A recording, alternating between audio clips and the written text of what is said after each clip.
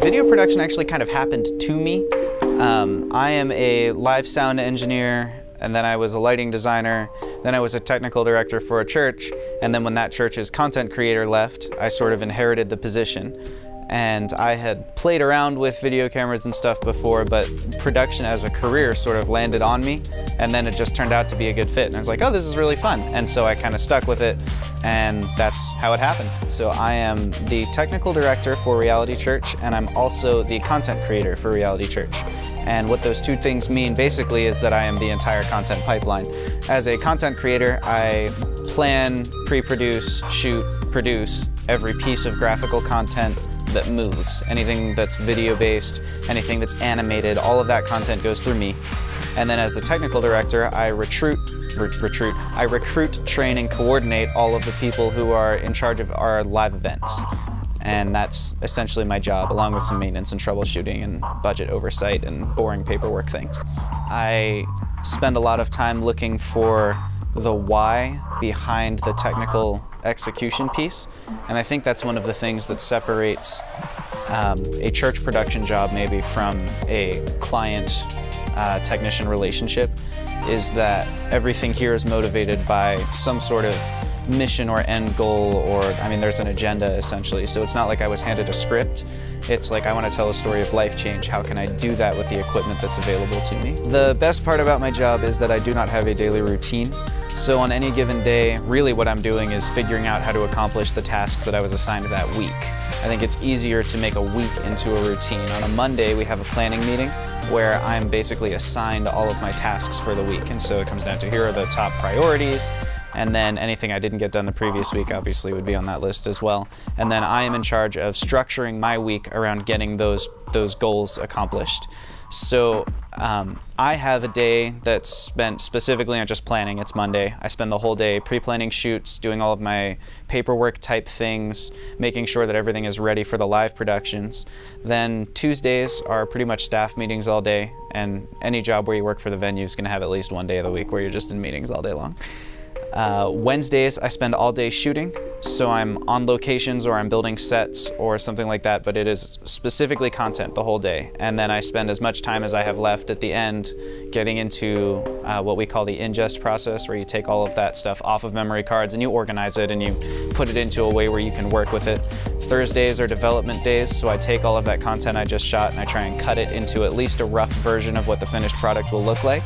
And then I spend the rest of my Thursdays working on live production stuff.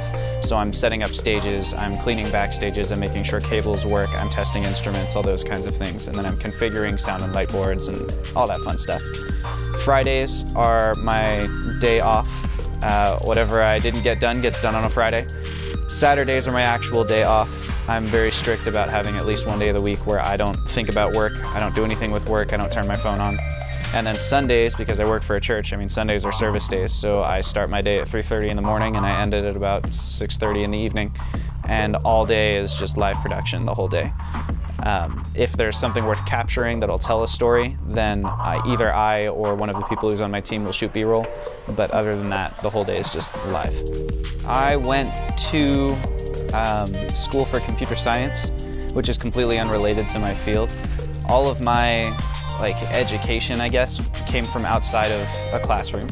I spent time volunteering in churches. I snuck my way into concerts wearing all black and told them I'd push cases if they'd let me ask questions. I found friends who worked on film sets. I took jobs that I wasn't totally qualified for but knew I could figure out so that I could be around people who were qualified and learn from them. I spent a lot of time networking. And I think that's the most educational thing that someone in a production field can do, is network. Because the more people you know who are in your field, the more you're going to hear from those people, and the more you hear from them, the more you learn. Anything you learn in the classroom is going to come from a sort of theory-based background, which is useful information that will push you further in life, I guess. But it's not necessarily what's going to get you the job. What's going to get you the job is having experience on your resume. People want to see you've done it before. So you got to start out doing it for free, and that's what I did. In the production world, you're never really married to any one job. I have been on the live side of things. I've been an audio engineer. I've been a lighting designer. I've been what they call a video jockey, which basically means that you show up to a concert and you provide sort of vague background content what you might call motion graphics, things like that. And then on the other side of it, I have been a set builder, and I've been the guy who unloads trucks. All of those things kind of fall under stagehand, but on the contract they all have different names. So I've done a lot of that stuff as well. I've set films, so I've been on set at really large. There's a warehouse called Rockleditz in Pennsylvania that I did a short stint with, where basically you just do whatever they need done. But I mean, people would rent that to rehearse for tours, people would rent that location to set and shoot films, all that kind of stuff. So I've kind of been around there. So kind of a little bit of everything. And then I don't know if this is a career move or not, but I've shot content for YouTube for myself and then for other people as well. What advice would you give someone looking to either go into a video production or a technical production kind of career? Leave your ego at the door. There's always someone better than you are. Find that person and learn from them. And work really, really, really hard. It doesn't really matter if you're the best at something if you work your butt off at it. People notice more that you were respectful and that you cared about your work and that you have the ethic. And that's what'll get you the call back. That's what'll get the word of mouth marketing. That's how you break into a field. The expertise comes with time.